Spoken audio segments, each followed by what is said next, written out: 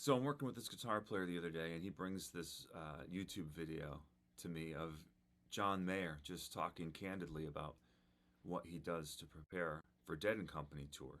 The video is like 4 years old, but he's just sitting there with a guitar and he's playing chords and he's going through and he's outlining the chords of the song. And my this guitar player says to me, "Man, that's a lot like what we're talking about."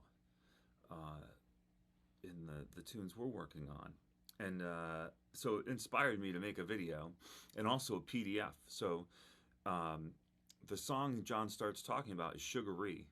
And I was like, wow, what a great song for so many reasons. But as kind of a tutorial thing, moves pretty slowly. It's got a few chords in there. And some nice chord progressions. So I figured to talk about that, and I also put together a PDF including all the arpeggios in the form of the song.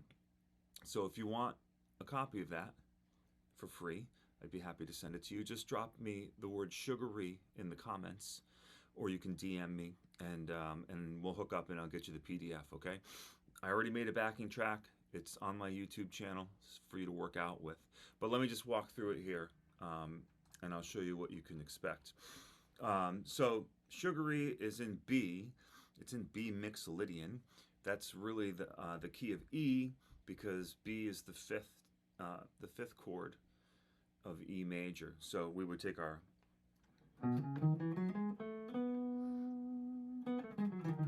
E major scale and start on B. All right. But for now, I don't even want to go there. I just want to talk about the notes in each chord. So the first chord progression, the intro and the verse, is B.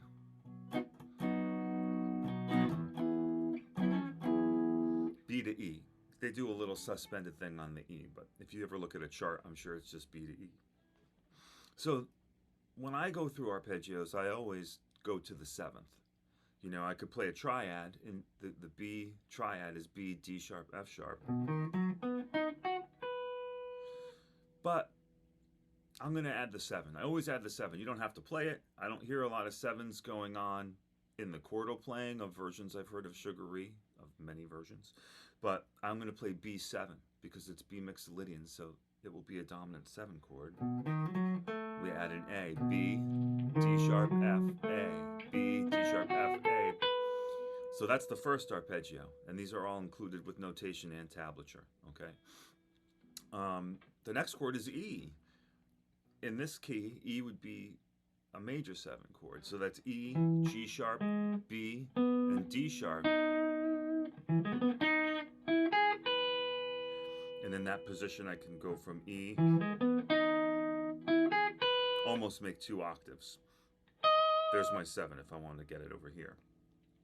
So those 2 chords go back and forth 4 times in the intro and then 4 times with singing.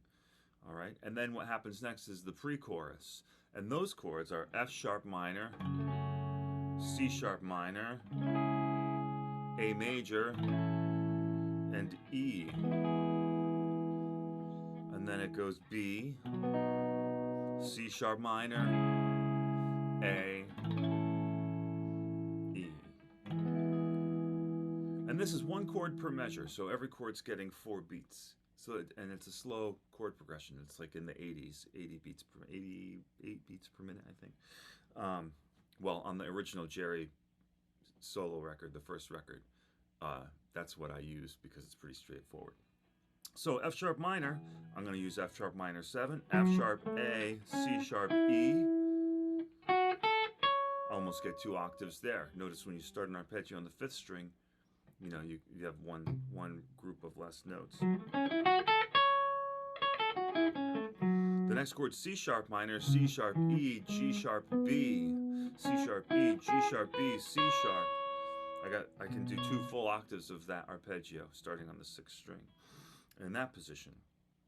All right. The next chord is A. In this key, A would be a major 7 chord. A, C sharp, E, G sharp, A, C sharp, E, G sharp, A. Again, 2 full octaves of that chord, and then E major again. So I'm going to use E major 7 I'm not going to show you the same one. I'm going to show you a different way to play it.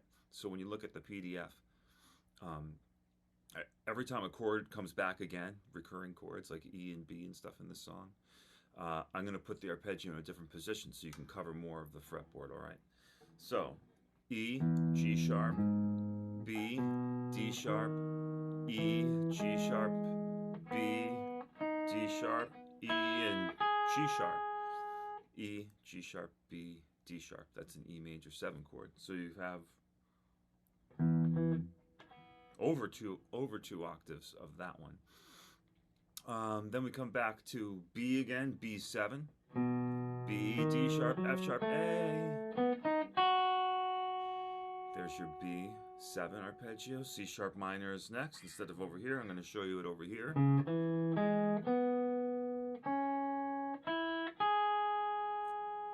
All right. And then I'm going to scroll up. It's a 2-pager. Then we got A major 7 again instead of this one. I'm going to show you this one. A, C sharp, E, G sharp.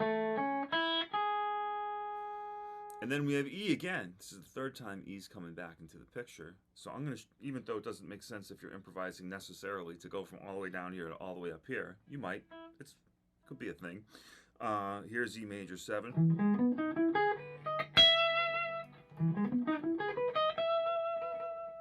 E, G sharp, B, D sharp, E, G sharp, B, D sharp, E. 2 full octaves. And that is the pre-chorus. And that brings us right to the chorus. The chorus is 4 bars that repeat. B7 or B, E, C sharp minor, A, E. Okay, so in this case, I put this B7 up here, starting on the 14th fret.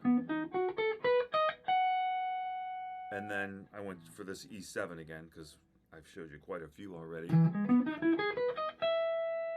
Then we got C sharp minor 7. I give you this one. C sharp, E, G sharp, B. And then this is the only time that we have 2 chords in one measure. A and then E, 2 beats each.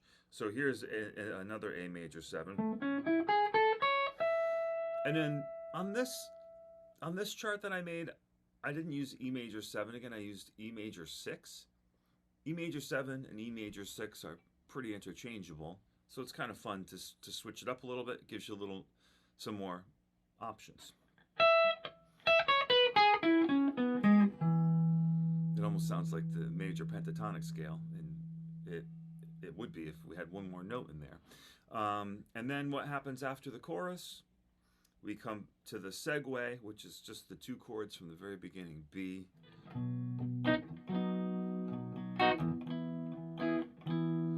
again, so this B7 and this E major 7. Now, that's just showing you where they all are on the neck. You can use any of them anywhere. You know, like if I put my backing track on,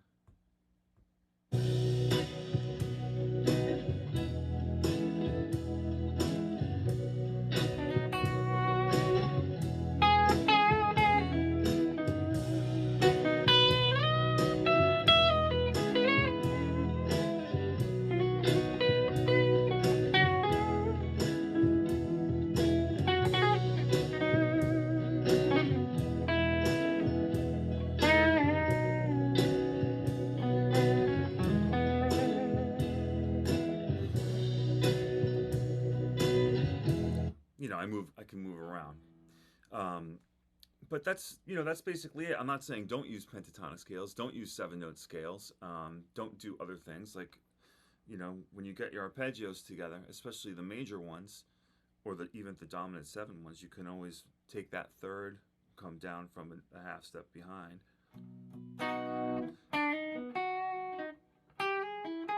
And stuff like that. You know, there's so many things you can do. But when you're resolving your phrases and building phrases and stuff, man, the chord tones are where it's at.